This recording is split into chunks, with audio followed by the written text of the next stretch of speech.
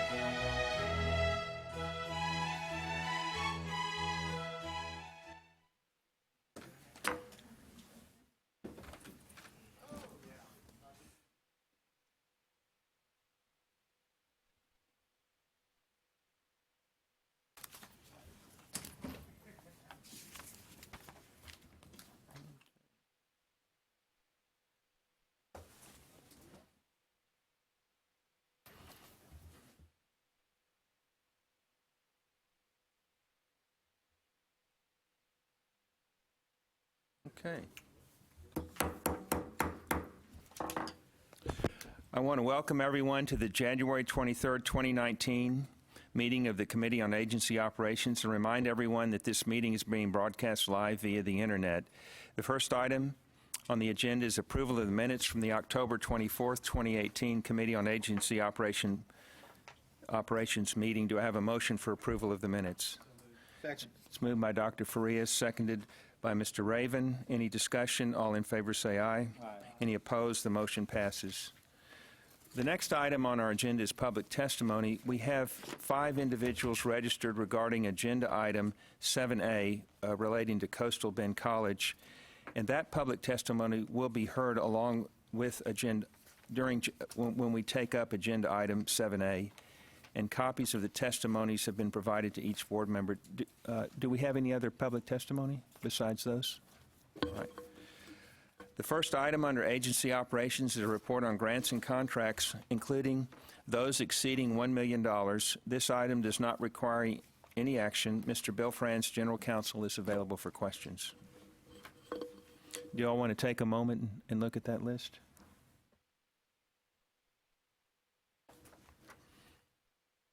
Everybody's okay? Ms. Tron, do you want any time to look at it, or you good? Okay. All right, the next item under agency operations is an update on the board's legislative appropriations request to the 86th Texas Legislature. This item does not require any action.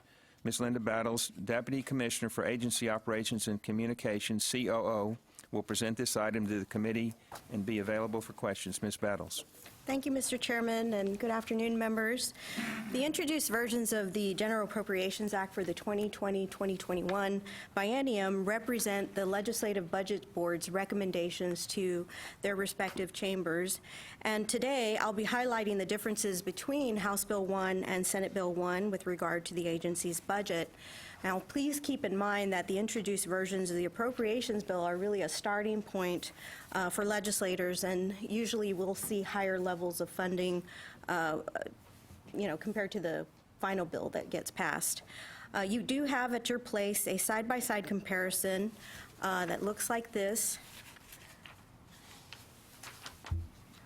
And this is a side-by-side of House Bill 1 and Senate Bill 1 funding levels for all of our budget strategies, just for your quick glance of our total budget and what that looks like.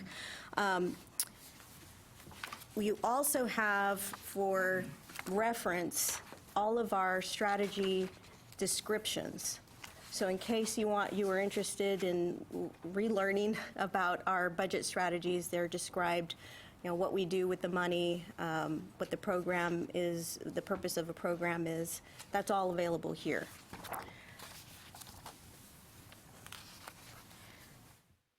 So I'm just going to highlight very quickly the major differences between the two bills.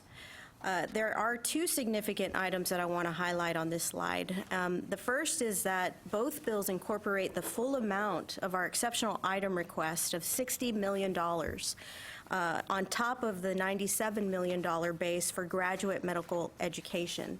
You'll recall that GME was one of 14 exceptional items that the board prioritized in our LAR to maintain the 1.1-to-1 ratio of residency positions to medical school graduates.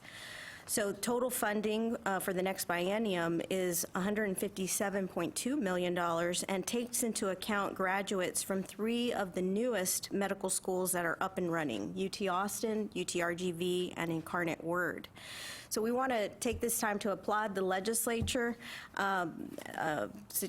for significant financial commitment to protecting the state's investment in graduate medical education to help us ensure that these graduating medical students do their residencies in Texas and remain in Texas for practice.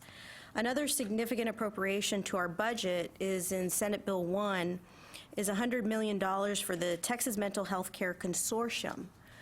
Now, this funding is contingent on passage of Senate Bill 63 by Senator Nelson or similar legislation. This bill establishes the consortium, which is composed primarily of the public health-related institutions and Baylor College of Medicine. So its purpose is to strengthen and expand mental health care services through the distribution of grants or other funding. The bill, as currently written, includes a provision that designates the coordinating board as providing the administrative support to the consortium. And this includes convening meetings, developing procedures for the administration of grant funds, and ensuring compliance with contracts and agreements.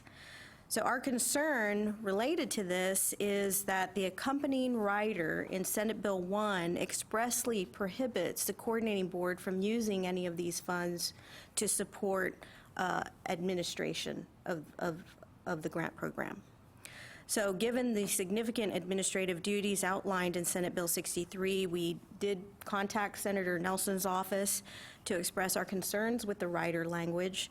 And the good news is that we've been told that the intent of the legislation was simply to trustee the funds to the coordinating board to then distribute to eligible institutions. So there would be no other administrative requirement other than the fact that the funds would be coming to the coordinating board, and then we would then cut the check out as the consortium told us to.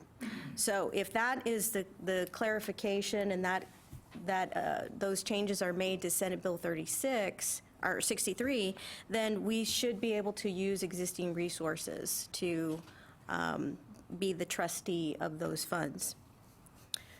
One other piece of good news on this slide is that tuition equalization grant program, which is the financial aid program for needy students enrolled at independent or private not-for-profit institutions, did receive an increase. And essentially, you may recall that in our LAR in July, when we brought that to you, we had a suggestion from the independent colleges and universities of Texas to recommend that a portion of the funds that were set aside for the Beyond Time program for private institutions, which is being eliminated, phased out, the last year of that program will be 2020, that any excess funds that weren't needed for renewal students be transferred to TEG. And in both bills, that's what happened. So that's how they got that increase. On this next slide, these are the changes to our budget that were made in both House Bill 1 and Senate Bill 1. The one I want to highlight is the fact that neither bill increased any funding for Texas grants.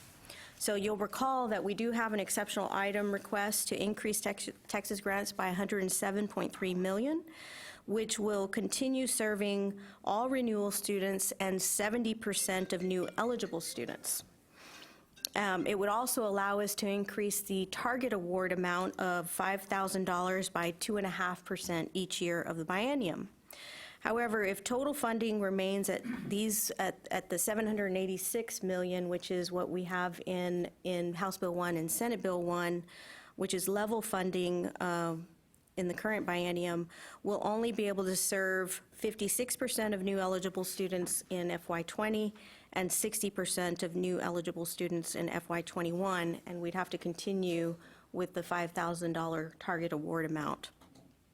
So this is a concern for us, but we also recognize that this is obviously the start of the session, so a lot can happen between now and the end of the session, so we will be working with legislators to try and get that $107.3 million into the bills. I've got a question. So did I hear you when you started out saying, oh, well, these numbers, they always go up? Not all of them. I don't know why I'm skeptical. Well, usually they come in at a very conservative bills because they want to be able to work their way through the session and prioritize and that sort of thing. So this is, they tend to try and stay at level funding. The $60 million was a great surprise to us, so that's wonderful news. But again, the level funding for Texas grant is what concerns us the most. I didn't know if you wanted to say anything, Commissioner? I was going to say perhaps the correct word should have been changed. The numbers will change, not necessarily Well, yes. go up. Yes, because even if we had, with the other strategies, we have 54 budget strategies here that, funding is attached to, and those can go down. If the legislature is looking to fund our higher priority exceptional items, they may take money away from a lower priority program. So yes, thank you, Commissioner, for that correction. They can change, but I'm optimistic. I'm hoping that we will see, at least for some of the higher priority programs, the funding will go up, but And we saw this coming, and that's one of the reasons we've been looking for other ways to support students. For example, as you'll recall, our paid internship initiative from last session, which we will support again this session. Our recommendation that we reduce the hours for which students can receive Texas grants from 150 to 135, once again, to make the money stretch further than it currently does. And we've got some other ideas about how to do that. But we knew that we couldn't expect that the legislature would continue to support significant growth in Texas grant appropriations without asking questions. And we've apparently reached that point. And the last thing I want to mention about Texas grants is the way that we have projected the percentage of eligible students that are currently being served by the grant. I can tell you that Texas grant was created by the legislature in 1999, and the original intent of the grant program was to encourage high school graduates to enroll into college. And so that legislation included a 16-month time period for which eligible students could enroll in a institution of higher education. And that is actually where we see very good news in terms of the legislature funding Texas grants. When we look at projections and we just look at that pathway of eligible students coming directly from high school to college, we're actually currently serving 96% of those students. So that, I think, is something that is to be celebrated and to applaud the legislature for, because that is actually the group where we have a target in our 60 by 30 text plan under the completion goal to increase direct from high school to college enrollment. Currently, we are at 52%, and we're trying to get to 65% by 2030. So obviously, Texas grant is a great tool to get us there. But over time, since 1999, the legislature has identified alternate pathways for students, really non-traditional students, to be able to become eligible for Texas grants. And that's where we see, when we changed our methodology for projections last year, and I brought this to you in July and talked a little bit about it, we changed the projections to include these other pathways. And when you do include those other pathways, then we're actually serving 70% of new students. So the question will be is, we're going to continue to increase the demand for Texas grants, and there's going to be a point, like the commissioner said, that the legislature is just not able or willing to put the money behind it to serve more students. So that's where we're at now, and we hope that that will, again, will change the needle. And hopefully I'll be reporting back to you in April some good news on that front. Again, I'm an optimist, so. So just, pretty much next steps, we are scheduled to go before the Senate Finance Committee on February 12th. Chairman Stedman and Commissioner Paredes will be presenting on our budget. The House, Speaker Bonin just issued committee assignments today. And so now we know who's on appropriations. We don't yet know who's going to be the chair of Article 3 on education of the Appropriations Committee. So we're still waiting to hear when our budget hearing will be scheduled in the House. And in the meantime, we will be looking to identify sponsors for our writers to try and get funding for the remaining 13 exceptional item requests that you have. You'll recall we have some for agency operations support as well as statewide programs, particularly aimed at helping to make college more affordable. So we will be working diligently on that. That completes my presentation. Any questions or comments? Yes, ma'am. Can you talk a little bit about how the proposed bills will affect the board's recommendation for performance-based funding?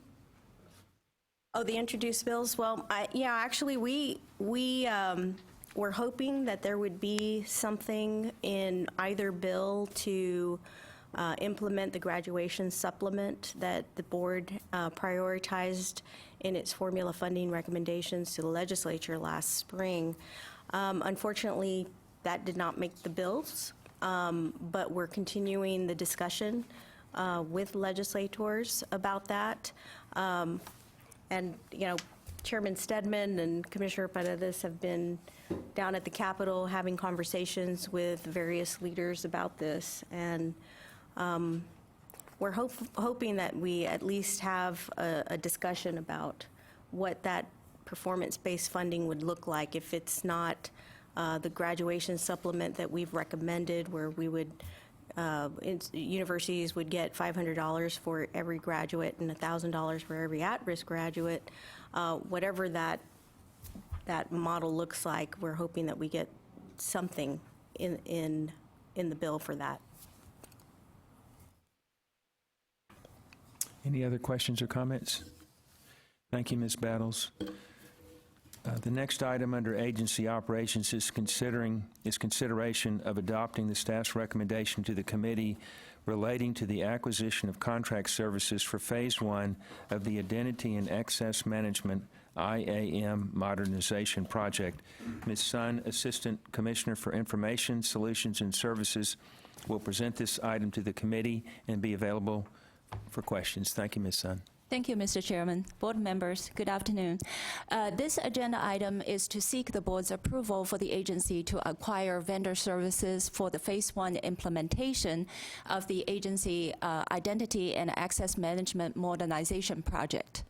Identity and Access Management IAM is a framework that includes our agency policies for managing electronic identities as well as its supporting technologies. So IAM manages and controls user permission and access in the electronic resources of our agency based on the need-to-know principle, which means if a user needs to have access permission to an electronic system, first we have to look at the business justification according to the user's role and job duties. So IAM plays a very important role in terms of protecting the confidentiality and the security of our agency data holding. Our existing IAM technologies were implemented almost 8 years ago. Due to competing priorities and limited resources, the technologies have remained in place longer than originally intended.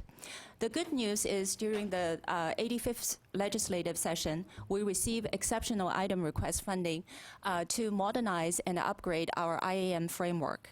So now we're getting ready to initiate the Phase 1 of the modernization project. Phase 1 will have 2 deliverables and is scheduled to complete by the end of fiscal year 2019. The project team will be looking at our existing processes, procedures, and controls put into place during Phase 1 to seek areas for improvement and also further automation opportunities. At the end of the exercise, the project team will deliver architectural design of the new IAM framework for our agency, as long as a detailed implementation plan to implement the new framework. A second deliverable is going to be a new identity management tool. This tool will be used by our IT department to create and manage electronic identities of our employees and also external users. As I mentioned earlier, because the technology was implemented almost 8 years ago, so as you can imagine, a lot of things have changed and technology have evolved ever since 8 years ago. So it's time for us to upgrade and implement a new technology solution. So in the long run, we're going to be able to provide more reliable and stronger support to the new IAM framework. Phase 2 of the implementation is scheduled to start in fiscal year 2020. So the project team will be leveraging both deliverables from Phase 1 to take a closer look at the user access and permission management in each of the electronic systems hosted by our agency to help improve our security posture. So this concludes my briefing to the board on the IAM modernization project. I'm happy to answer any questions that you may have. Questions or comments?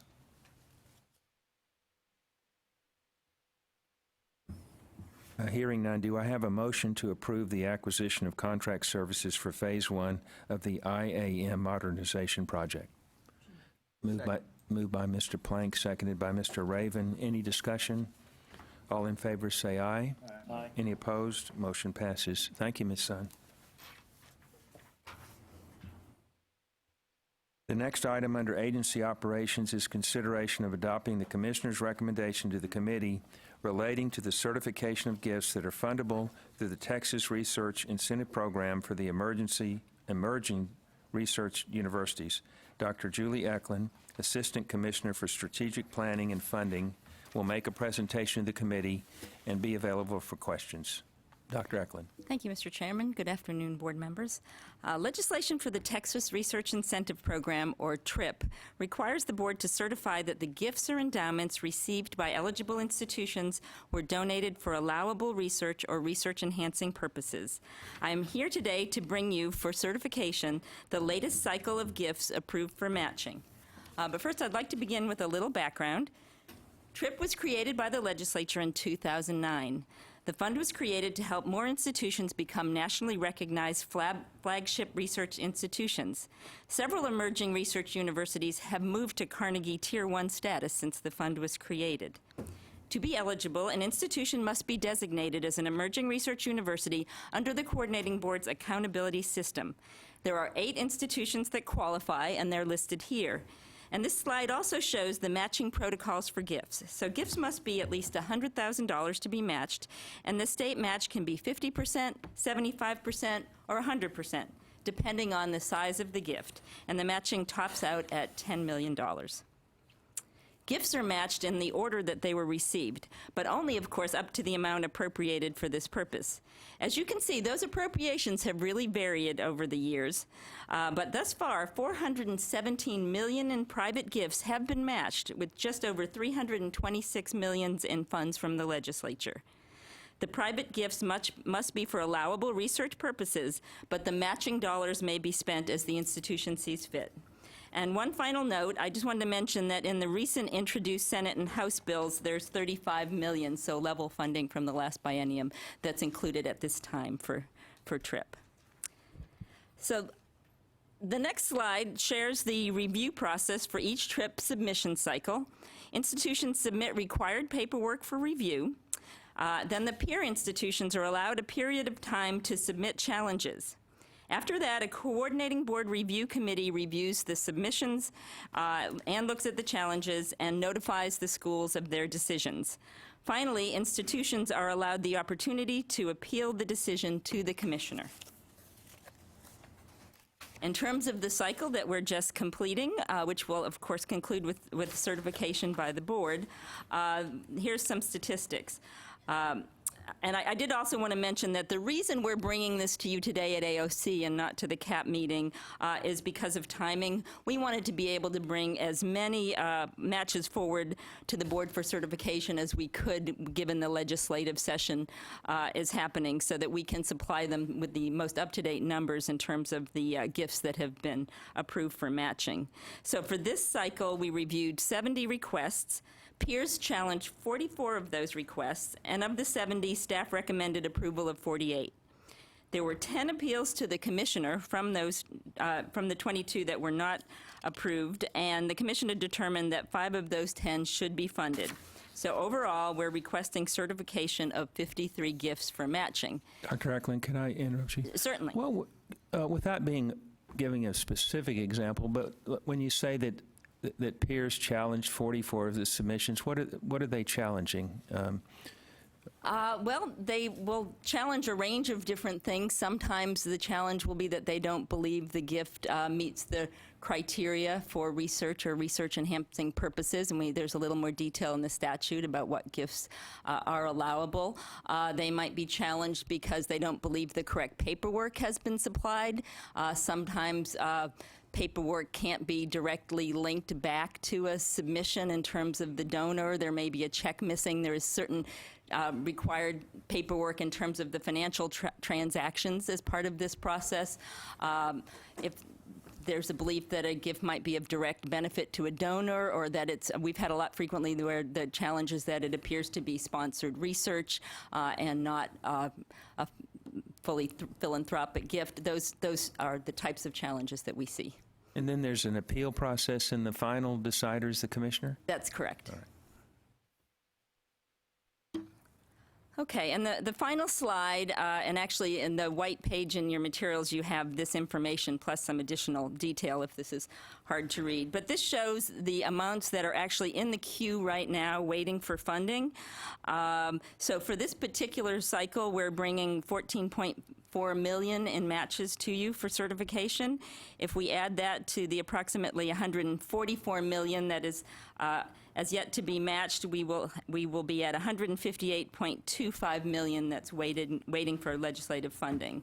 So the total of the private gifts then is now over $220 million. Again, because of that proportional matching, percentage matching, we're at $158 million, which would be needed to match the $220 million in gifts. But if you add it all together, we have seen $638 million in private gifts that have gone to those 8 emerging research institutions. So that's pretty impressive, I think, in terms of the effectiveness of this program.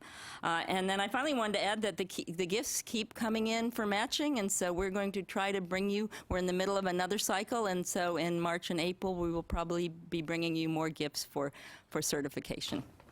Thank you very much, and I'm happy to answer any questions. Questions or comments, Mr. Raven? Thank you, Mr. Chairman. Dr. Eklund, can you help me with what is the definition of an emerging research university? Yes, and I apologize, I don't have that with me. It's in our accountability system. They need to have a certain number of PhD students, doctoral students. They need to have and degrees awarded, and there are a certain amount of research funds that restricted research funds that have to be generated, and we actually index that to our research universities to be in that category. I believe they have to be right now at about 160 million, and so our emerging research universities have to be at 20% of that amount. But I'd be happy to bring you the full list of qualifications. I'm sorry, I usually have it with me and I forgot today. No worries, but I was just curious. I was just wondering what the definition is. And so is that is the phrase emerging research university a designation by a third party? Does the university, based upon the statutory definition, get to say, we are now an emerging research university? It's actually a designation of our coordinating board's accountability system. When the accountability system was first developed in 2004 at the executive order from Governor Perry, peer groups were developed for the universities as well as the community colleges. And the university peer groups, we have research universities right now, just A&M and UT are in that group. And then the emerging research universities, as well as doctoral institutions institution, doctoral universities, comprehensive universities, and master's universities. There's criteria for each of those groups. The criteria were actually developed, I believe the board approved them, but they were developed in conjunction with the institutional representatives. And when TRIP came through in 2009, they decided that they would use that emerging research category, which already had been defined in our accountability system, as the groups that would be eligible. I believe 7 groups were in that category when TRIP first came through in 2009, and Texas State University in 2012 did qualify because it reached those thresholds that are required in terms of the degrees, the doctoral degrees awarded, the research activity, those sorts of things. And my second question is, I want to be clear, I heard you correctly. You said the original gift to the university has to be for a stated purpose, and the university is obligated to use that gift for a stated purpose, correct? Mm-hmm. But the matching gift can be used by the university for any purpose. That's my understanding, yes. Help me with that, because I'm cognitive. That has a disconnect to me, but help me with that. Well, I think it can be very motivating for institutions to know if they do the hard work of bringing in these dollars for research that will enhance their institutions, that then they will receive gifts that they can use for the purposes they'd like. Now, sometimes we see gifts come in where the university may have committed to use some of those matching gifts for a similar project, but again, according to statute, it's allowable for them to use them for whatever purpose they would like. Thank you very much. Thank you, Chair. You're welcome. Any other questions or comments? Yeah, just kind of following up on what Ricky was asking. So when they go out to donors and pitch a gift, it's not like often matching, a match pledge is a motivator for a donor. Yes. 2 to 1 or whatever it is. But here, you can't really do that. I mean, they can't really say, oh, well, this will be matched by the state. Well, only if they have the money, which they haven't allocated. So that's these. It's kind of pure. This is behind the scenes. The donors don't really know about the state match. Is that your understanding? Oh, Jim? no, I believe they're very much told about the state match, and they are very, it's a very positive program for them because they're able to give their gift and know that there will be additional funds going to the institution based on what they give, provided that the legislature does fund the program. And as I said, sometimes there will be a commitment in donor letters that some of the matching dollars will be used for a specific purpose. That's not always the case, but it's my understanding that it's up to the institution if they would like to do that. Okay. The legislature cut this program last session for the first time down to $35 million. And so the backlog is at $158 million. We provide that regularly to the LBB and to legislative offices that are interested. And I think there's, always some kind of effort to try and increase that because it is an effective program. We see it. It's working. Yes, it's working. It's just, it's a matter of the legislature prioritizing this program. So. Any other questions or comments? Do I have a motion to approve the certification of gifts that are fundable through the Texas Research Incentive Program for the emerging research universities? So moved. Moved by Dr. Frias, second by Mr. Raven. Any discussion, further discussion? All in favor say aye. Aye. Any opposed? Motion passes. Thank you, Dr. Eklund. The last item under agency operations is consideration of adopting the staff's recommendation to the committee relating to amending the board operating policies and procedures. Ms. Battles and Mr. Bill Franz, General Counsel, will be available to answer questions. The change that's being proposed actually came from Chairman Stedman, right? Is that correct? It's on page 7, and it's in red. That's correct. Oh, yeah. He's got to read it first. The footnote, I remember now. And actually, you probably read it in the Tribune, but go ahead. It essentially encourages board members to pay for their own football tickets. Oh, okay. I didn't realize, I went to a football game, didn't think anything of it, and I found out that other state agencies and individuals ask for an invoice, so there's no concern that, there might be undue influence for our vote. So it's more, this is more of a recommendation, not a requirement. Right. Okay. Is that the only item? Yes, sir. All right, do I have a motion to approve? Is it amendments or is it or amendment? Amendment. Okay, to approve the amendment to the board operating policies and procedures. What's what policy are we amending? This is, We're just adding, we're making a recommendation that board members who attend sporting events ask for an invoice and pay for the cost of the ticket. All right. It's just a recommendation. so it's a footnote to the number one Ms. Battles, here. just read it into the record. If Okay. it's not too long. So the first number under Board Member Code of Conduct, Conflict of Interest, and Ethical Conduct, A1 is to not accept or solicit any gift, favor, or service that might reasonably tend to influence the board member in the discharge of official duties, or that the board member knows or should know is being offered with the intent to influence a board member's official conduct. And then you go down to the footnote in red, it says, while accepting football tickets from universities is allowed under state ethics laws, so long as a representative of the donor is present, the appearance of accepting these tickets has been questioned in certain news media articles as potentially influencing board members to vote in favor of matters that may come before the board from such universities.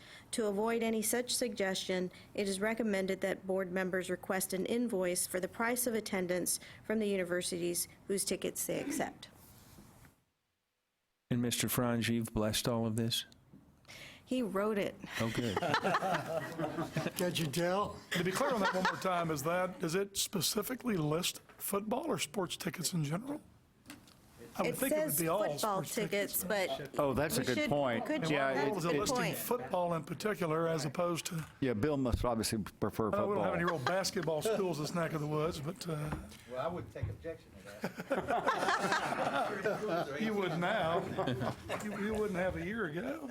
What prompted this, of course, was the newspaper article, and Mr. Stedman thought it would be a good idea to set forth a recommendation and follow along with what the governor, as well as other folks, actually do, which is to go ahead and accept the tickets, if you're so inclined, but then to ask for an invoice for what the university would say the cost of those tickets should be. And then, of course, to pay the invoice if you decide to do so. And that way, we avoid newspaper articles such as the one that appeared, 3 months ago, give or take a little? Now, the Austin American-Statesman, it seems like about every 8 to 10 years, runs an article where it engages in a public information request to the University of Texas at Austin, asking if legislators, judges, both state and federal, board members of state agencies have accepted any tickets to sporting events, although they seem to focus heavily, at least, if not entirely, on football games. And then they run that article. And of course, the conduct is lawful so long as the donor is present, and UT Austin typically has a representative present at these events, many more than one representative, actually. But the articles, this footnote is simply designed to avoid that type of appearance that some people think it creates. Yeah, I mean, so basically, it's just a recommendation. So if somebody asks you about it, in fact, I had a conversation with a state senator that was questioning my judgment about attending a particular sporting event, and it would have been really nice to have said, well, yes, but I paid for it. I asked for an invoice and paid for it. So it's just a recommendation. I think Mr. Plank's, comment, though, about the sporting event, it should be more broad if we could change that language. We could certainly make that change and bring it back to you in April. Well, why wouldn't we just do it now? Oh, we could do that right now, too. Do we have to go through the formal procedure of amending it, or can we just do it just by everybody? It looks like everybody's nodding their head. Yeah, Yeah. So it would be any intercollegiate Sporting event. Yes, sir. Okay. So what if the theater department invited me to a party? No, seriously, I mean. Well, I mean, honestly, there could be things other than sports. Right. Certainly. I think that would be in the same category. Sure, absolutely would be. Maybe the recommendation ought to be that any Emolument? event that we are invited to that requires a price of admission, we ought to buy the ticket. We ought to pay for the ticket. Or at least request Yeah. to be able to pay for the ticket. I think that's a fair characterization of the situation. That's a good point, Ricky. Hamilton is coming to the Right, exactly. Austin at the University of Texas. That'd be a much higher before value we are ticket than the yeah. football. All right, Ms. Is that Battles? is that the motion? That would be my motion, yeah. I'll second that. Right. So how would it read then? Would Just the read- footnote, yeah. While, we're going to have to change that. The language I got from Mr. Raven was any event that requires a price of admission, board members should request an invoice for the price of attendance from the universities whose tickets they accept. We're going to have to play with the language because it doesn't quite fit nicely Okay. in with, because it starts by saying, while accepting football tickets from universities is allowed under state ethics laws. While accepting, Is that specific? Are football tickets mentioned in that regard? As I opposed have a suggestion. What- No. It's, Mr. Franz, can you rewrite it for us? We'll just move on to next, and then we'll circle Sure, back to sure, this. No, we can circle back to it and just rewrite it. Thank you. All right, let's just, Well, I mean, I hate to belabor the point, but I mean, I think that the focus of the recommendation ought to be that we buy the ticket. Because I think if you suggest in language that first I need to request an invoice and then pay for the ticket, there are two ways you can be in violation of the recommendation. And I think that you subject yourself to exposure, because then somebody could say, well, did you request, even if you paid for the ticket, that you violated because you didn't request the invoice. And so I think the focus has got to be buy the ticket. Just buy the ticket. You don't need an invoice. Just pay for the ticket what the university paid for it. And that takes care of all of that. That's just my suggestion. Mr. Franz, if we give you some time to work on it, could you have that have that drafted by later in the meeting? yes, sir, Mr. Steen, I believe so. Let me ask a question, not trying to overly complicate this. Too many lawyers talking now. Doubt about it.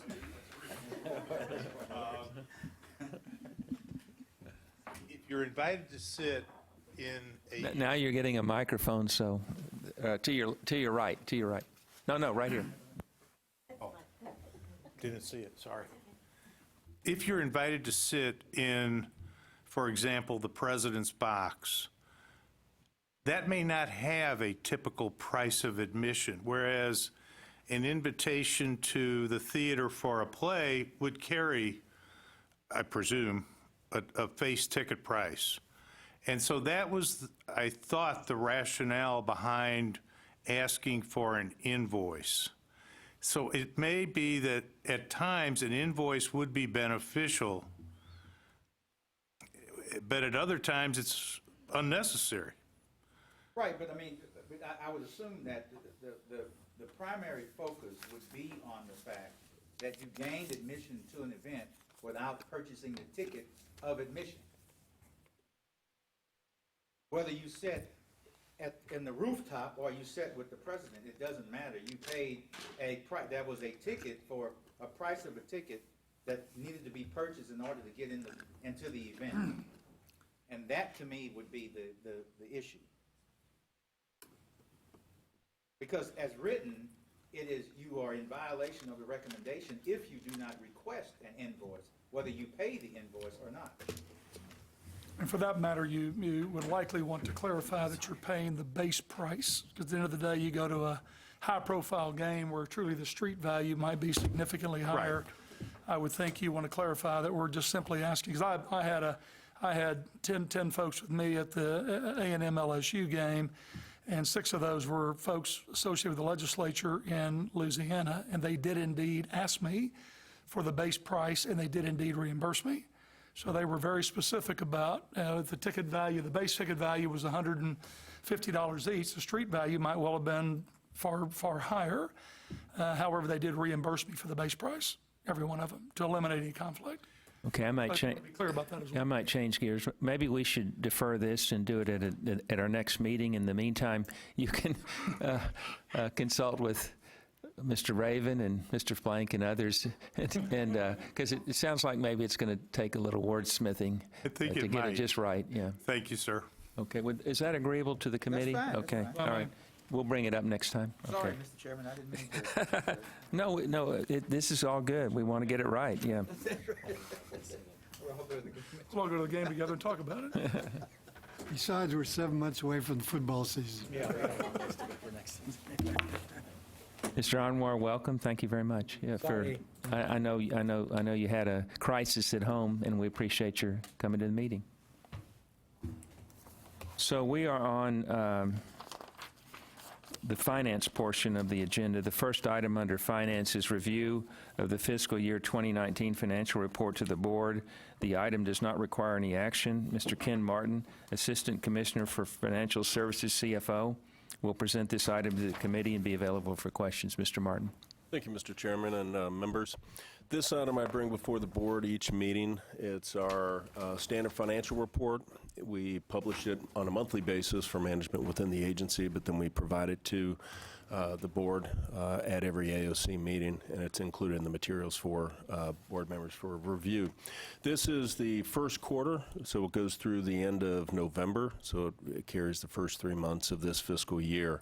Therefore, there's not any notable items that I have to describe. What I would like to do is just take a minute or two to describe the outcome of our refunding, our bond sale that we had for our 2018 series bond refunding. If you recall, at the October meeting, the board approved a resolution to refund our 2007A and 2008A bonds. And therefore, what we do, a refunding is basically you issue new bonds to pay off your old bonds. You refinance your debt. And I'm happy to say that in doing so, we completed the transaction at the end of November. And we basically took our prior debt service that we would have and converted it to new debt service that saves us $40 million in cash flow on a basis. Now, there's 3 reasons for that. We contributed $9.5 million into that with existing funds from the loan program to buy down the principal. We also shortened the term from a 12-year term to an 13-year term to an 8-year term. So we lowered the term, which also helps lower the interest rate, as well as receive very favorable market interest rate at the time. So those 3 factors allowed us to get to that point. It was approximately a $17 million net present value savings. So that really helps position the loan program better in the future, helps lower our debt, helps lower the debt from the standpoint of our constitutional limit. And I'm happy to answer any questions that you have. What are your questions or comments? Thank you.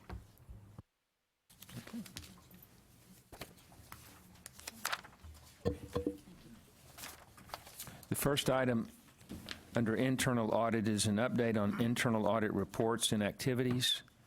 The item does not require any action. Mr. Mark Pale, Director of Internal Audit and Compliance, will present this update to the committee and be available for questions. Mr. Pale.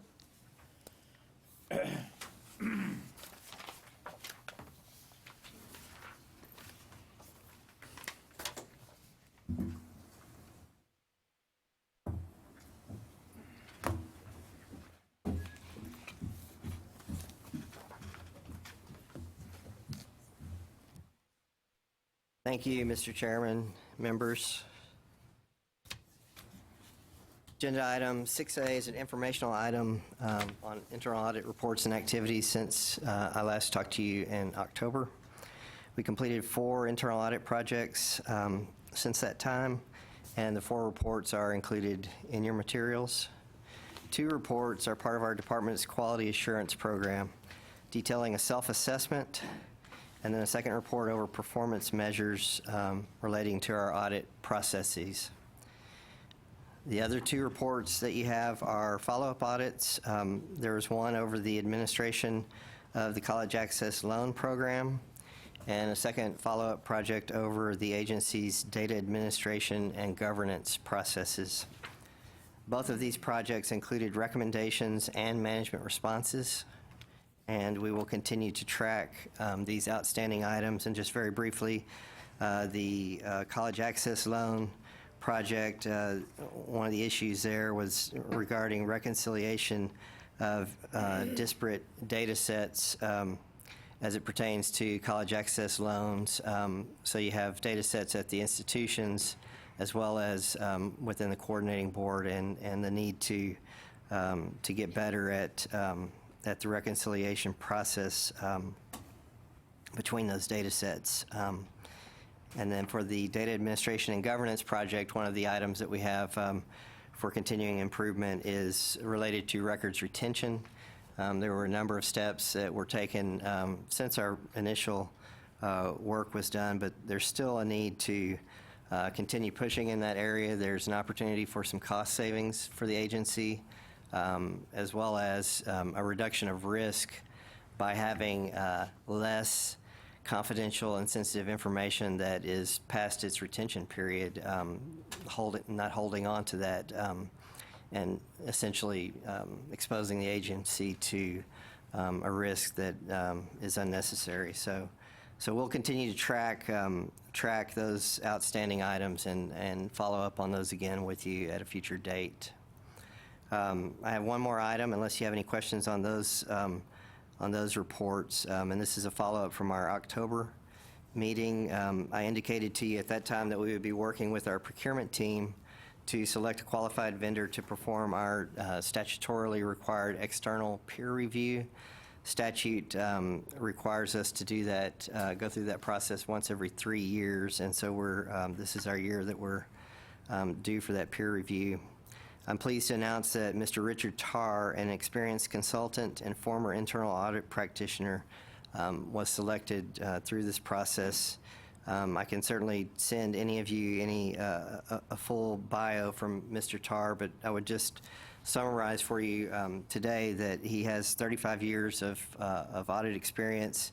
He's conducted over 150 external peer reviews, and his clients include several Texas state agencies and higher education institutions in the state of Texas. So he's definitely very experienced. That concludes my update on internal audit reports and activities, and I'll be happy to answer any questions that you may have. Any questions or comments? All right, then the first item under compliance monitoring is an update on compliance monitoring reports and activities. This item does not require any action. Mr. Pale will present this item to the committee and be available for questions. Following Mr. Pale's presentation, we will hear public testimony. Mr. Pale. Thank you, Mr. Steen. We completed 2 projects since our prior meeting in October, and you have those reports in your packet of materials.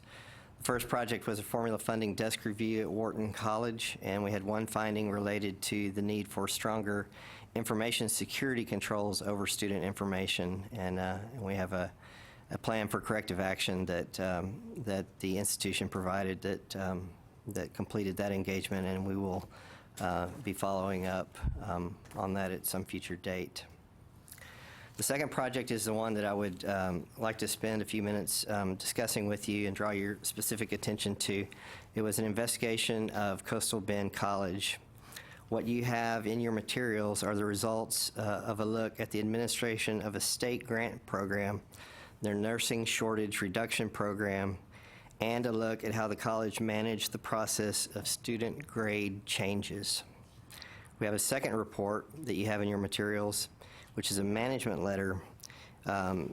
This covered other issues that fell outside of the scope and authority of the compliance monitoring function. but we felt important to bring to the attention of the administration. The investigation is still ongoing, with a pending portion related to Coastal Bend's use of the federal Carl Perkins grant funds that are also administered by the coordinating board.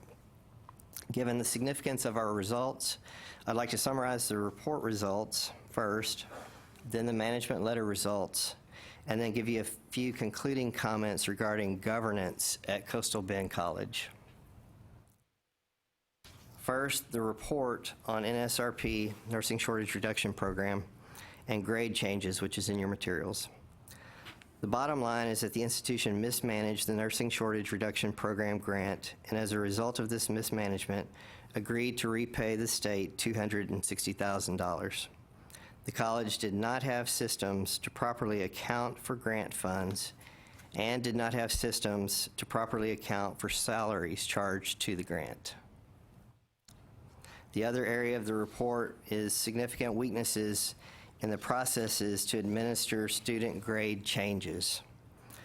Nursing curriculum-related grade changes, were made 275 times for 124 students for exams administered in the fall of 2017 semester.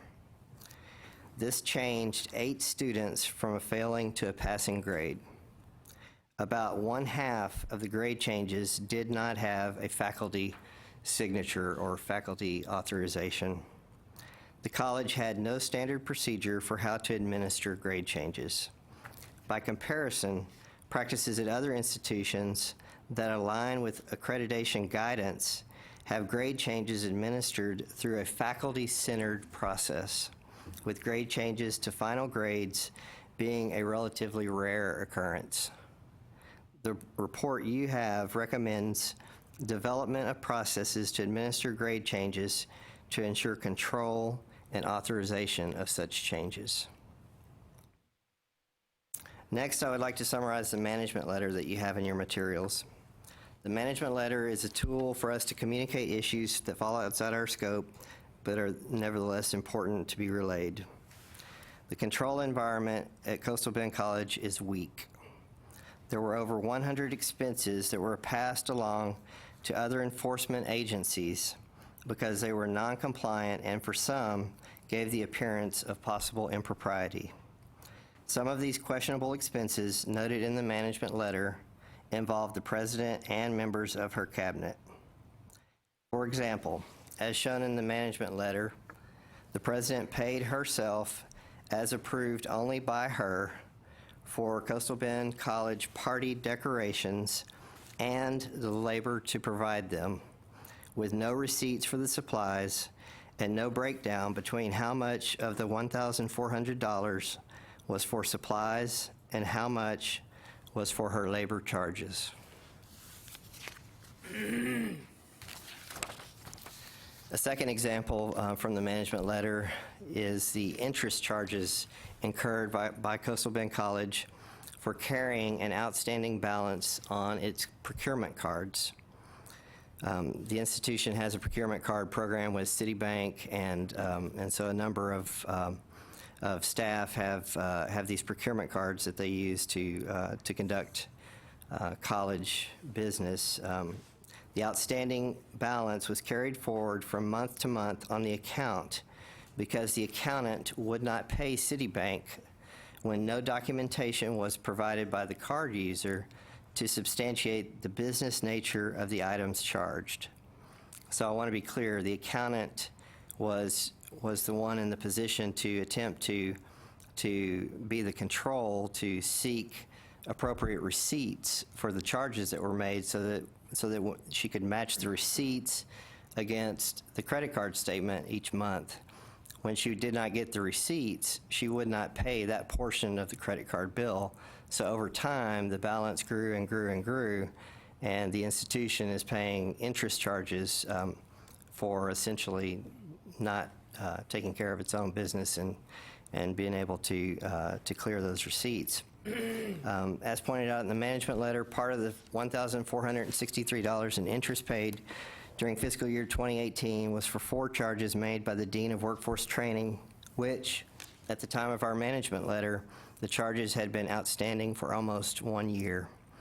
The college management response attributed the cause of these events to the accountant for having misplaced the receipts. However, emails from the time period indicate that the accountant diligently pursued obtaining the documentation from management. Other numerous instances were noted where management officials were reimbursed for tips while traveling, contrary to CBC's written policy on allowable cost. When such practices are exhibited at the highest levels, the tone at the top is compromised and a respect for controls and transparency is lost. Finally, as I indicated, I would like to give you a few comments regarding governance at Coastal Bend College that we've learned in our work thus far.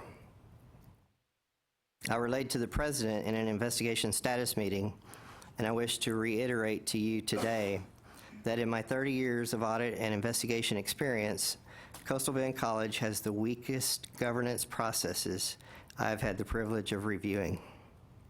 There are 3 governance aspects I wish to address before concluding my prepared remarks.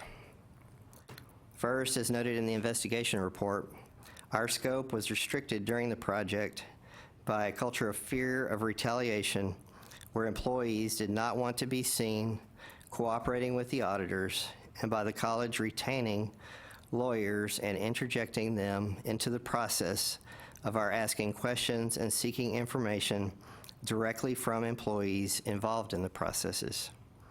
When an auditor's scope is restricted, we are only able to conclude on the information made available to us, so our results can be impacted. Scope restriction is also caused significantly more time taken to perform the investigation due to the extraordinary efforts to meet with staff and obtain information. Second, CBC was publicly critical of our investigation, including an allegation that the college was not given a chance to respond to the information contained in the report. Please allow me to set the record straight. I met with the president and her team in a status meeting prior to the report being issued. The president brought representatives from 2 law firms to the meeting. Unlike most engagement status meetings where draft results are presented and the auditors and institutional staff discuss the issues and corrective actions, CBC provided virtually no feedback during the meeting or prior to final report issuance regarding the contents of the draft report or corrective actions. Further, the president was given, in writing, an opportunity to request an exit conference prior to the report being issued in final form, but did not avail herself of the opportunity. Even on the issue of grade changes, where 31 grade changes were not processed and the disposition was unknown, as noted in the report, at no time up to this day has the college communicated with the auditors to ensure that these specific grade changes highlighted are appropriately resolved. In short, most efforts appeared to be focused on criticizing the methodology of our work versus a meaningful dialogue regarding the stated facts and the very important corrective actions that were needed. Third and last, and perhaps most telling from a governance standpoint, consistent with our enabling legislation, I reached out to the president and the chair of the CBC board and offered to attend the CBC board meeting and provide a briefing on our investigation results. The president never responded to the offer, and the board chair, through the college attorney, declined the offer to be briefed. In conclusion, as an auditor, my job is to bring forth information and facts by which others can make informed decisions. Our work continues at CBC, and we hope to have a report on the Perkins Grant investigation in short order. I will continue to keep CBC informed of our results to the extent they allow, and of course, our commissioner, board, and other stakeholders. That concludes my remarks, Mr. Steen. All right. Thank you, Mr. Pale. So we will now hear public testimony relating to Coastal Bend College. And to remind you, each person invited to speak will have 3 minutes to address the committee. However, before we begin, I'd like Mr. Raven to read into the record the 3 written testimonies that we received. And the first written testimony is from Dr. Matilda Sines, former administrator at Coastal Bend College. The second one is written testimony is from Dr. Elizabeth Simonson, former CBC faculty member. And the final written testimony is from Ms. Delia Castillo, former CBC Chief Financial Officer and current board member. So, Mr. Raven, would you proceed? Thank you, Mr. Chairman. The document is styled Agenda Item 7A, Update on Compliance Monitoring Reports and Activities. Written testimony, Dr. Matilda Sines. Chairman Steen, committee members, THECB staff. First of all, I would like to thank Mark Pell and the rest of the THECB staff for your quote-unquote due diligence in conducting such a thorough investigation into the quote nursing shortage reduction program and related matters at Coastal Bend College, end quote. When I first met with state auditors and Mark Pell in May of 2018, I had no idea that working to bring Coastal Bend College back to health would take such a toll on so many good folks, students, and faculty. It's important for the committee to know today that we have spoken out in an attempt to, quote, speak truth to power, end quote. I knew almost immediately, when beginning my position of interim vice president of instruction and economic development, that integrity was not an accepted, quote, core value, close quote, at CBC. This important omission has led in great part to the lack of trust in working with faculty and to the subversion of the nursing faculty's authority in the grand change issues.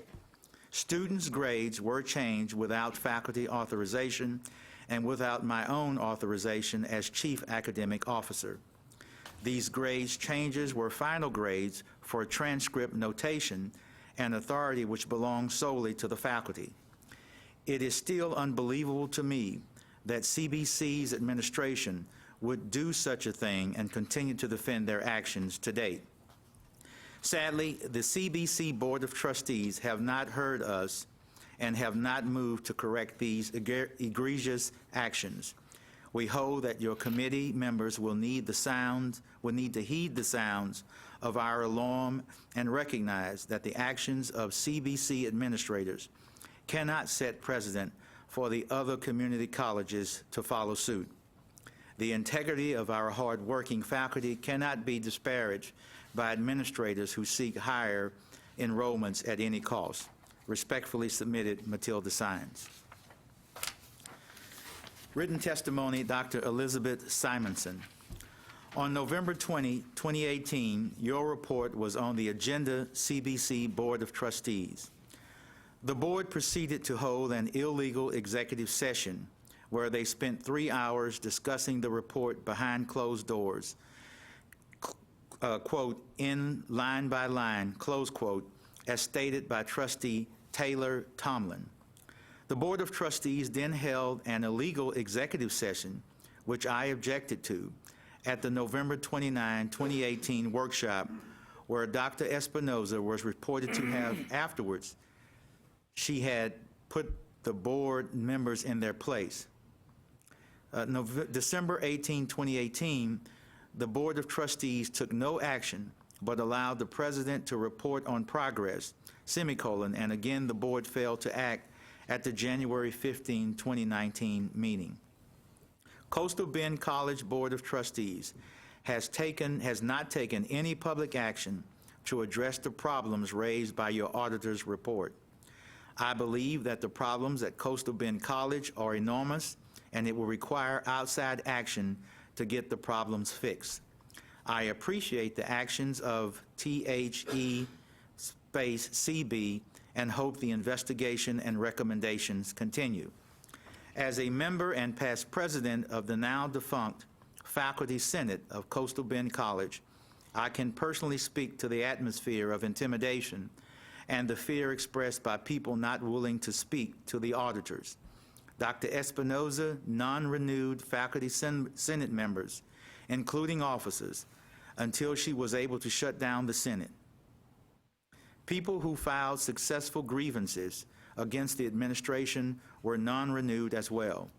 The Board of Trustees has been complicit or incompetent in oversight of Coastal Bend College. Written testimony, Delia Castillo. Dear Honorable Chair John Steen Jr. and the Higher Education Coordinating Board Committee on Agency Operations Board members, thank you for allowing me this opportunity to provide a written submission for the meeting today. My name is Delia Castillo. I am a newly elected board member for Coastal Bend College. I am writing this letter from my point of view and do not speak on behalf of the Coastal Bend College Board of Trustees. First, I would like to extend my sincere appreciation to the investigation team for their extensive time and work given to our beloved college in Beeville for these past 8 months. As with any investigation, sometimes the results are not always the best. However, it provides a starting point at which corrective action can be taken for the betterment of the institution. I would like to personally commend the auditing and compliance staff of THECB for the tireless efforts and professional rapport throughout the investigation process, where I had the opportunity to be privy to Mr. Mark Pell, has continuously been professional during the process from the first time I met him, and Mrs. Robinson Hall. In my previous role as the CFO for Coastal Bend College, I had many dealings with THECB and always held the utmost respect for the institution as our regulatory agency. I know the coordinating board requires the most stringent standards for community colleges in the state of Texas and continues to provide guidance and support for our educational institutions. Because of my past dealings with THECB, I know the integrity that is woven into the institution and the importance of the regulatory role it undertakes. Because of all these things, I know this investigation was not favored by all. However, it was required to help our college address issues that need to be corrected. I applaud the efforts of the coordinating board in helping our college, which will further help our students, staff, and community. B County is a lovely community that takes pride in our college, and we want it to be successful, not only so our community can prosper, but so our students, economy, and taxpayers can too. As a board member for one of the 50 community colleges in Texas, I am proud of our successes at Coastal Bend College. We have a 3.7-year average time to be an associate degree, to do an associate degree with a 70% part-time student ratio. We understand the need to provide academic and technical courses for our students and are proud of our dual credit students, who are 30.2% of our total enrollment. We are serving a 69.1% Hispanic student population, where 820 degrees and certificates were awarded in fiscal year 2017, in turn helping the 60 by 30 Tex state initiative. Our faculty and staff are some of the best in the state, with an impeccable work fortitude and resilience. I am proud to be a trustee for Coastal Bend College, and I can't express my gratitude enough to the THECB staff and board members for the important work you do every day. Thank you for helping our college.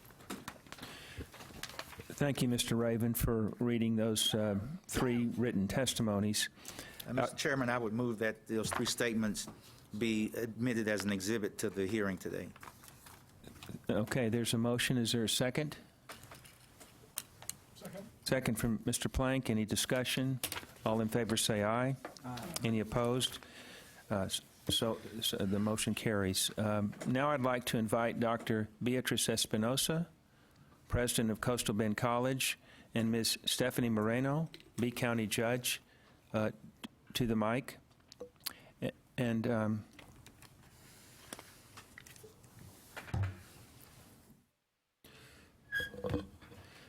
Dr. Espinosa, would you like to go first or second? All right. And we usually limit the testimony to 3 minutes. Would that work for you? Yes, sir. Yes, ma'am. We'll proceed then. So for the record, my name is Beatriz Espinosa, and I represent Coastal Bend College. We're here today under trying circumstances for our community and our college, as you can imagine. And you should know that we take the review and findings of the coordinating board and your staff seriously. However, we believe they should also be taken in the proper historical context and perspective. Just a few years ago, CBC was on the brink of financial collapse with debt rising and costs in excess of $2 million. In order to return to sound financial footing, a number of not very popular decisions had to be made. Some such as eliminating the long-time aviation airframe and mechanics program cut deep into the community psyche. If you've ever seen the film, An Officer and a Gentleman, you know that we have a long and storied history of aviation in our community. For those of you who don't know, in one of the closing scenes, Richard Gere says he wants to go to Beeville, Texas, to learn to fly jets.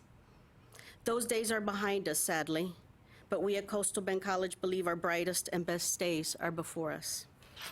We no longer manufacture airframes of any kind in the community, and the program was eliminated.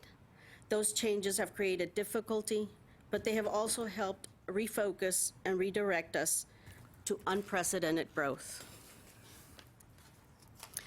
This past fall, enrollment was up, and we're on a sound financial footing with over $5 million in reserves. With these dramatic challenges as the backdrop, we then began to look at our own operations, and we had already identified a few of the issues your auditors turned up and had already undertaken corrective actions.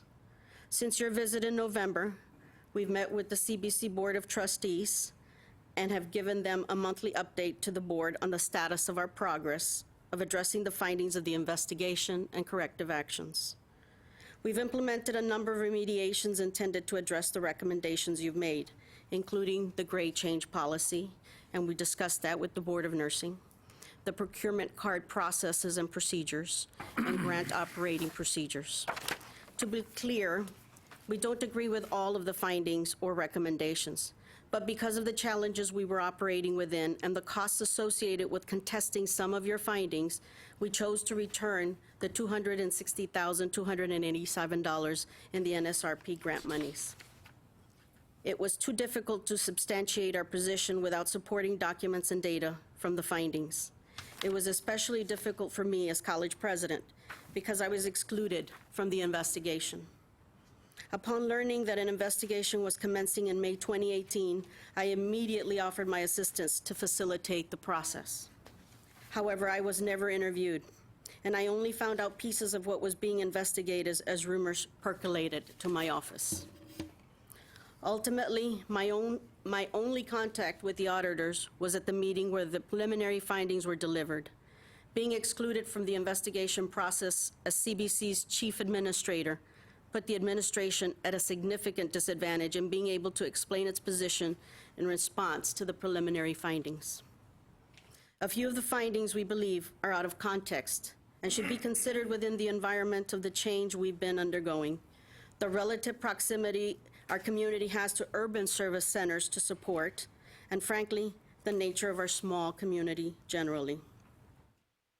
For the purpose of your background, I would encourage you to read the complete and full response that we provided to the staff. We believe they will provide additional insights for your consideration. Our response notwithstanding, we do take your recommendations and findings very seriously, and that is why we took immediate corrective actions and why we had already begun the process of putting new accounting controls and processes in place. We can't do much about the past, but we're working toward a better future. Thank you, and we appreciate your understanding as we work together to ensure South Texas and the Coastal Bend College are well-served and well-prepared to meet the educational challenges and workforce needs of the future. Thank you, Dr. Espinosa. Judge Moreno, you've got 3 minutes too? Okay, I'll try. Yes, ma'am. Go ahead. I think I'm within it. Commissioner, Chairman, and committee members, thank you for the opportunity to speak to you today. My name is Stephanie Moreno. I am a resident in the Coastal Bend College service area, a voter and taxpayer in the CBC district, a CBC alum, and I am the county judge in B County. Today, you will review a report and management letter regarding Coastal Bend College. This report and letter has created 6 months of turmoil at our small Beeville campus. Although only 2 issues were addressed in the report concerning a lack of grade change policies and errors in financial reporting, the 6-month investigation created an atmosphere of distrust in our community. A group of disgruntled employees, former disgruntled employees, launched several allegations against this administration, many of which our auditor will inform you were unfounded and not included in the final report. The investigation was conducted in a way that seemed highly unconventional. In fact, although the report focused on policy and financial concerns, the college president was not interviewed or given a chance to discuss these concerns until after the investigation was complete and a draft of the final report was disseminated to board members and ultimately leaked to the public. The issuance of the management letter that the auditor admits is wholly outside the scope of the investigation is puzzling, argumentative, and in direct contradiction to other audits that have been performed at CBC. A statement by your public relations officer to the local news media included the suggestion that criminal activity was discovered and turned over to law enforcement agencies. To date, 2 months later, the CBC administration has received no communication from law enforcement agencies regarding criminal investigations stemming from this audit. Additionally concerning is that the college administration was not ever provided a list of those interviewed during the 6 months the investigation occurred, so that the college could provide the auditor information regarding the clear bias and vendetta of several of these individuals. I sit on a board, like each of you, that oversees compliance monitoring by a state agency. I am incredibly disappointed with the way the investigation was handled. None of this is to say that Coastal Bend College does not have issues to address. In the CBC response, you will see that most of the issues identified were already in the process of being reviewed. In our small community, I can tell you that it is incredibly difficult to find qualified individuals who are trained to take on public finance. Our local community college has been without a CFO for quite some time, and these issues arise from a situation that many rural communities face throughout the state of Texas. The mission of the Higher Education Coordinating Board is to provide leadership and coordination for Texas higher education and to promote access, affordability, quality, success, and cost efficiency. In speaking to the commissioner and your staff regarding this audit and in reading the report and management letter, I do not feel leadership or coordination. Instead, the tone of this investigation and the findings is ridicule and judgment. I'm here today because I hope that in the future that you can find ways to assist our smaller jurisdictions that do not have the resources of the big universities. These community colleges are the backbones of rural cities and communities. We rely on their success to provide a gap in education from high school to a 4-year university, as well as job training for our local businesses. Without these schools, we would not have economic development in rural Texas, and in turn would not have the success we see throughout the state. Thank you all for your time. Good. Thank you, Judge. Thank you, Dr. Espinosa. Appreciate your testimony. Thank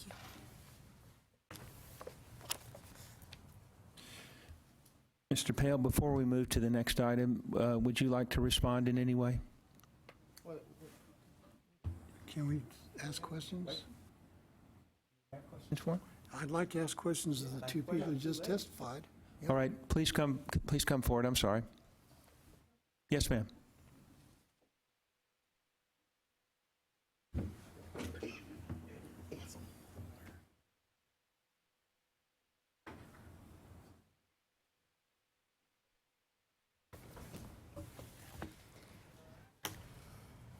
Yes, I'll defer to you. Okay. Judge Moreno, I just had a couple of questions I wanted to follow up for you. You said that there were other audit reports that came to conclusions that were different from our auditors. Is that correct? Sure. I mean, the Coastal Bend College has outside audits that are performed on these procurement policies.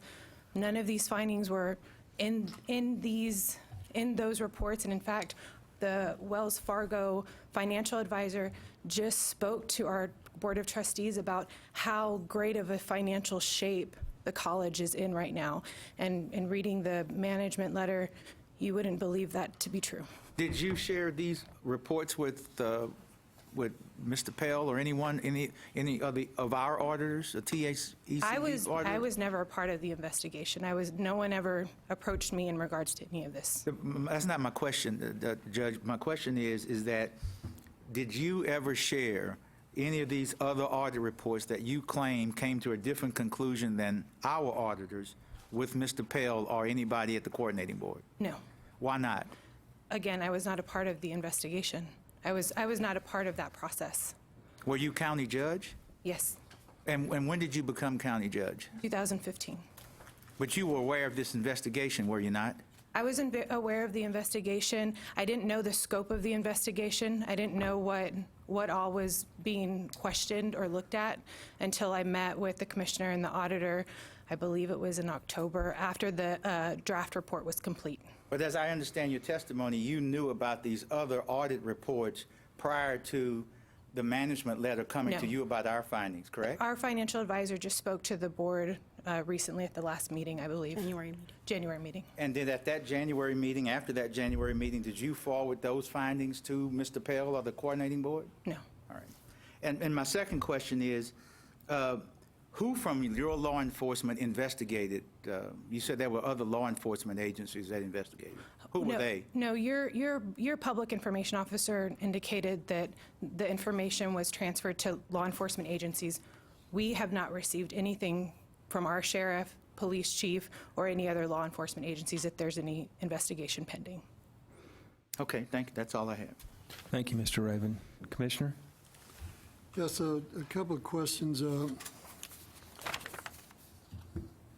President Espino, also one of the things that concerned me about your response and about the circumstance regarding grade changes. One of the most fundamental principles of higher education, whether in community colleges or whether in universities, is that faculty have total autonomy in assigning grades. And it's unthinkable. I've never encountered, in all my years of education, I've never encountered a situation where grades were changed without faculty consent. And it's hard for me to imagine any policy that would allow that. Can you explain how this happened? Happy to explain. There is a policy in the nursing handbook that aligns with the Board of Nursing that an item analysis will be done after every exam. Faculty participate in that item analysis. In this case, we learned, the Associate Dean learned over Allied Health, that one faculty had refused to do it. Being a nurse herself, she brought the other nurse faculty together and they conducted the item analysis. The nurse continued to refuse to make the changes based on that item analysis. The nurses all participated in their signature and voluntarily supported this. When a faculty member refuses to give a student a grade, the administration has to take charge of addressing the issue, and that is all that we did. We've reviewed that with the Board of Nursing. In fact, we had our 6-year review in October, and we are on their consent agenda for the next 6-year accreditation. They've reviewed all the information, they've answered questions with the media, they've spoken to our students, they've spoken to our faculty. The issue that you're referring to was a personnel matter, but the students were taken care of, and it was addressed following the policy that is aligned with the Board of Nursing and exists currently in our nursing handbook. Did the faculty member, the absence of a signature on the grade change, did the faculty member refuse to endorse the grade change? Is that what happened? The faculty member refused to participate in the item analysis. She later stated in public, through the news media, that she needed to get rid of a student, and so this was the way to do it. Except that, are you saying that one faculty member was responsible for all these grade changes that were unsigned? That faculty member was responsible for the cohort that she had There were, the other faculty member participated in the item analysis, approved it. It had been several weeks because that occurred in the fall. We're looking at just before the spring start term. And so the faculty members submitted their approvals via intercampus mail. And so not all the signatures show on there, but they were all in consent with it when we visited with them. I have a couple more questions. On the bottom of the first page of your testimony, you write, to be clear, we don't agree with all the findings or recommendations, but because of the challenges we are operating within and the costs associated with contesting some of your findings, we chose to return $260,287 in grant monies. It was too difficult to substantiate our position with, now, you read this letter differently in your testimony a few moments ago. The letter reads, with supporting documents and data from the findings. In your testimony, you said without supporting documents. Which one is it? It is without. We have not seen one piece of paper separate from what was attached to the final letter that went out, report that went out from the coordinating board. I do not know what they have taken in boxes, what they've reviewed, what they're basing their determination on. We have not looked and seen anything.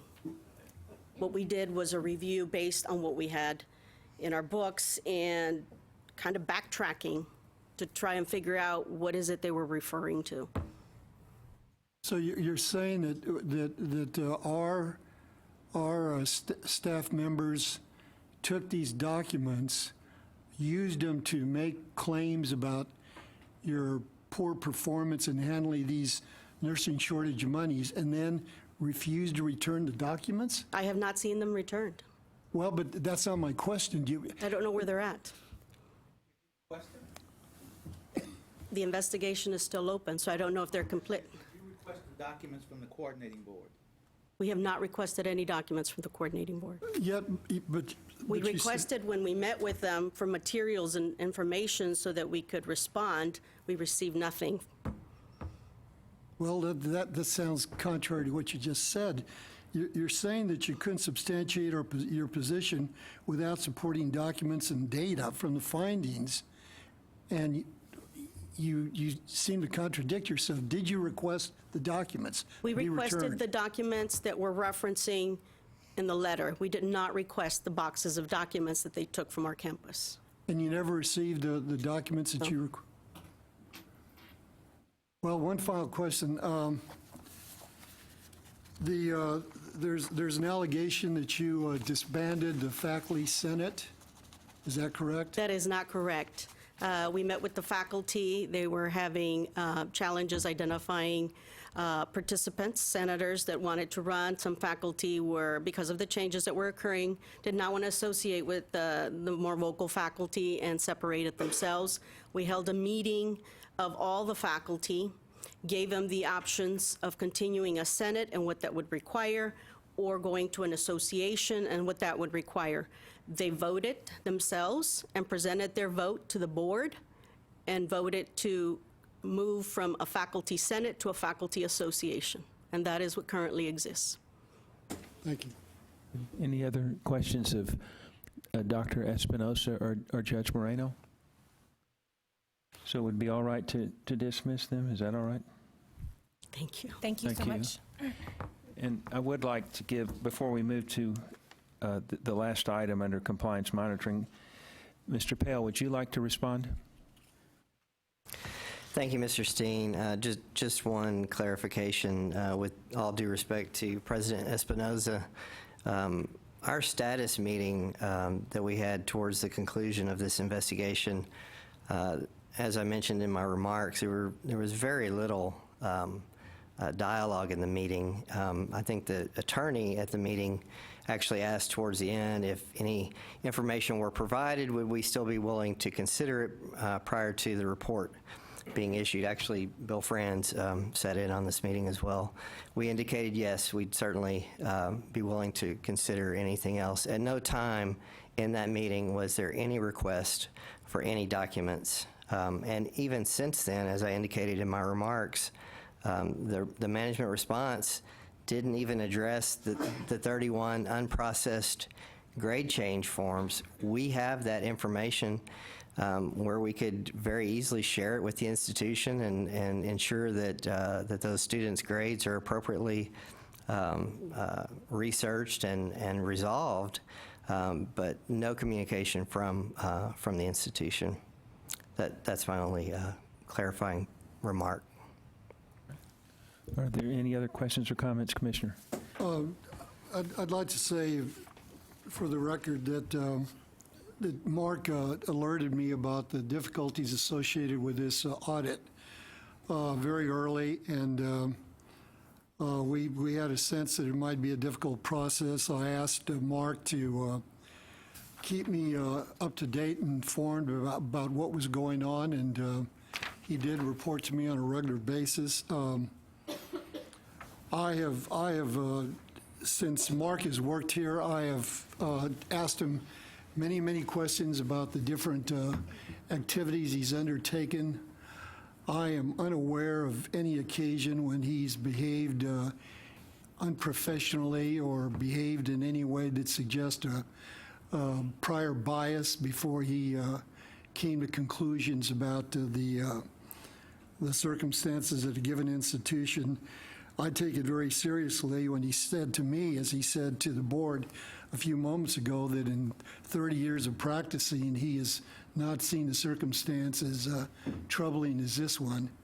And I have a high level of confidence in his comments and his findings. Thank you. I have a question, Mr. Chairman. Thank you, Commissioner. Go ahead, Mr. Rabin. Mr. Pell, I mean, Judge Moreno was talking about the involvement of law enforcement. What law enforcement was involved in investigating this matter? We've interfaced with the State Auditor's Office Investigation Unit. We've interfaced with the Federal Department of Education Inspector General, and we've interfaced with the Texas Rangers. And are those investigations still ongoing? They are. Thank you. That's all I need. Thank you, sir. Mr. Pale, Dr. Espinosa mentioned the return of $260,287 in grant money. Is that what you suggested, and is that part of it been resolved? Yes, that part was what we recommended and has been, actually, the funds have been received by the coordinating board. Thank you. Any other questions or comments? The last item under compliance monitoring is consideration of adopting the staff's recommendation to the committee relating to the amended risk-based compliance monitoring work plan for fiscal year 2019. Mr. Pale. Thank you. This is an unfortunate effect of the prior discussion regarding the Coastal Bend College investigation, which actually began last April. You approved our compliance monitoring plan last summer. And since that time, we've been engaged in a significant way on the work at Coastal Bend College, including the additional resources that were consumed as a direct result of the scope limitation that I discussed with you.